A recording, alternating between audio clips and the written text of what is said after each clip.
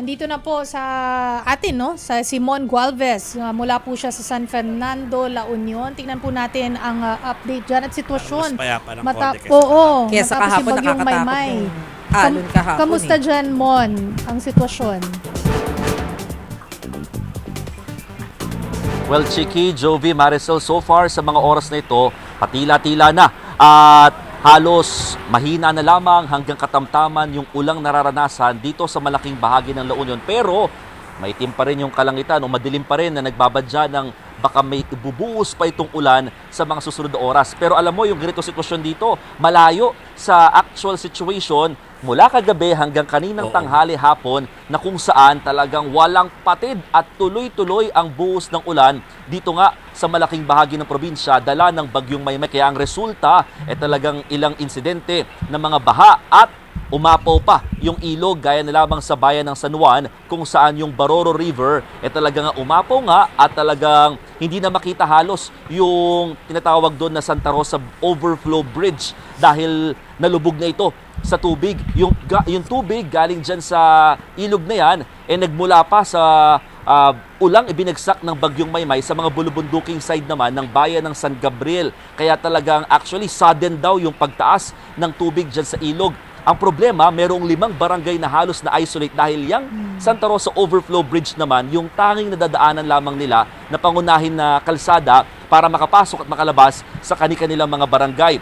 Ang dagdag pang pasakit sa mga residente nung humupa naman yung konti, no, yung tubig dyan sa ilog, ay yung sangkaterbang mga debris na kailangan nilang mano-manong alisin para ligtas na makadaan ulit ang mga motorista. Sa San Fernando City, dito sa kung saan kami naroroon ngayon, nagkaroon na naman ng baha doon sa mismong National Highway sa may Quezon Avenue dito sa probinsya or sa lungsod kung saan halos gutter deep yung taas ng tubig. Ang nakakatuwa lamang kahit papano, nakabantay na yung mga tauhan ng DPWH para nga i-make sure na yung mga kanal wala nakabara at maayos na makakadaloy naman yung tubig dito. Kasi nga, last Monday, nagbaha din dyan sa parehong National Highway dahil naman sa ulang dala ng habagat. Dito sa lungsod ng San Fernando, marami-raming mga evacuees ang nananatili galing mostly dito sa may coastal areas kung saan natakot sila sa pangamba ng storm surge. Sa isang evacuation center nga dito, halos 100 pamilya yung nandyan.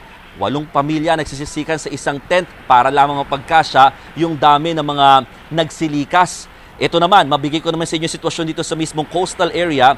Yung mga bangka, nakikita nyo sa likod ko, halos ibinaba na ulit sa may Pampang, no? Dahil kumbaga excited na yung mga mangingisda na makapalaot ulit dahil sa pag-alis ng bagyong Maymay. Ang problema, dahil naman ito sa habagat na nagbabanta over the weekend, bukang mapupurnada na naman ang kanilang pangingisda dahil baka hindi sila payagan ng Philippine Coast Guard for their safety. Ang problema, almost more than a week na sila na hindi nakakapalaot dahil sunod-sunod yung pag-ulan dito sa probinsya. Kaya pangamba ng Office of Civil Defense Region 1 dahil sa sunod-sunod na pag-ulan, saturated na raw yung karamihan sa mga bundok na maaari magresulta, wag naman sana, ng landslide at flash flood in the coming days probably. Oo. Mon, Chiki.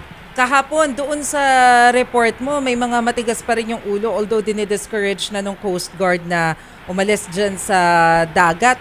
May pinakita ka pang nag-swimming. So ngayon ba, meron pa rin bang ganun na mga medyo matigas ang ulo and strict implementation na ba? Na bawal kayo dyan sa dagat? Paano? So far, Maricel, sa ngayon na medyo nga kumakalma na yung lagay ng panahon, kapansin-pansin na meron na ulit ng mga nagsiswimming talaga at hindi naman na sila binabawalan halos ng Coast Guard. Pero may mga nakabantay na mga bantay dagat dito sa area dahil nga kung ikukumpara yung mga alon dito sa Dalampasigan, mas mababa na ito. Compared yesterday na talagang matataas at sunod-sunod na malalaking alon yung humahampas dito sa Dalampasigan. So, kumbaga, for their safety, binabantayan na lamang sila at dito lamang sa may malapit na part ng Pampang, pinapayagan yung mga naliligo. We just don't know kung itinaas na yung pagbabawal din or nilift na rather yung pagbabawal or pag-discourage sa pagsusurfing, lalo sa bayan ng San Juan na kilala dito sa norte. Maricel. Stable naman ba, Mon, yung kuryente dyan, yung signal? Kasi yung signal mo ngayon mukhang stable Parang na stable. okay naman. Malinaw, oo.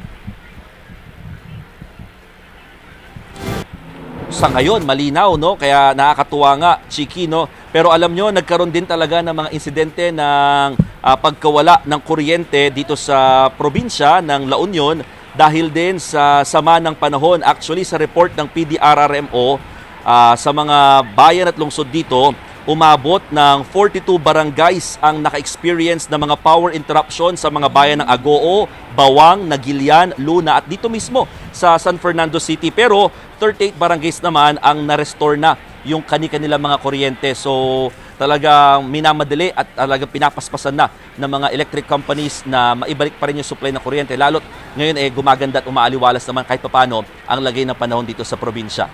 Chiki. So aside from yung National Highway dyan sa San Fernando at yung Santa Rosa Bridge, meron bang ibang roads na obstructed na kailangan malaman ng mga nanonood sa atin? Baka pupunta dyan eh.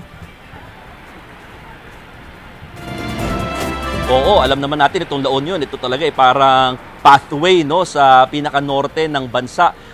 Talagang daanan papuntang Baguio, Ilocos Sur, Ilocos Norte. So talagang ito yung isa sa mga main concern ng mga motorista. Pero actually, awa ng Diyos, halos lahat naman po ng mga kalsada passable naman. May mga insidente ng flooding hindi lamang dito sa San Fernando City at sa bayan ng San Juan, kundi nagtala rin sa bayan ng Caba at saka sa may Bacnotan. Meron din mga landslides dyan at saka natumbang mga puno sa may bahagi ng Agoo. Pero lahat naman ito na-clear na sa mga oras na ito, kaya maayos ang madadaanan naman ng mga motorista. Huwag lang sana na biglang bumuhos na naman ang ulan dahil baka panibagong pagbaha at landslide ang mangyari dito sa lugar.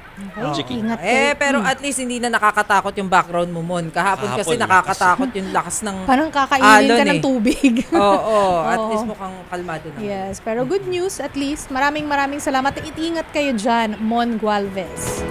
Yes, ingat sa mga kababayan natin sa norte, yung kahabaan nun, no, hanggang sa Yes, taas. yes.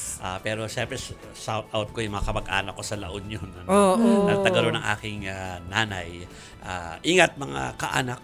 Ako din yung mga yung lola ko taga La Union pero di ko na nakilala yung mga relatives ko dun eh. Yes. Kasi Ingat, pala ingat, mga relatives kapatid. pala kayo, no? Distant relatives. Usually sa mga Oo. probinsya, ganun, di ba? Oo. Oo.